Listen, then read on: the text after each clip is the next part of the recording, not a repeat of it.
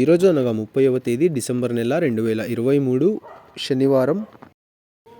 మదనపల్లి టమాటా మార్కెట్కు సంబంధించిన స్టాక్ అనగా దిగుమతి వివరాలు మనం ఈ వీడియోలో అయితే తెలుసుకుందాము. అంటే ఈరోజు మదనపల్లి టమాటా మార్కెట్కు స్టాక్ అనేది ఏ విధంగా వచ్చింది, నిన్నటి కన్నా పెరిగిందా లేకపోతే తగ్గిందా, ఎన్ని మండీల వరకు అయితే స్టాక్ అనేది వచ్చింది అనే వివరాలన్నీ కూడా మీకు ఈ వీడియోలో అయితే తెలియజేస్తాను.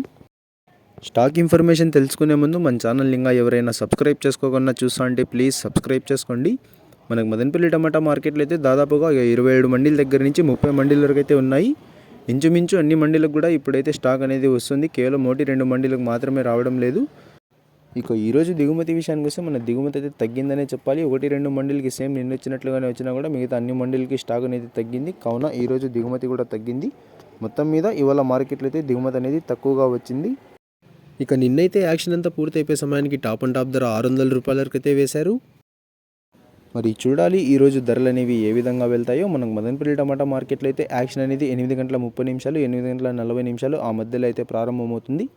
మీకు దాని తర్వాత ఒక 8:45 ఆ పైన అయితే ప్రైజెస్ వివరాలు అనేవి తెలియజేస్తాను.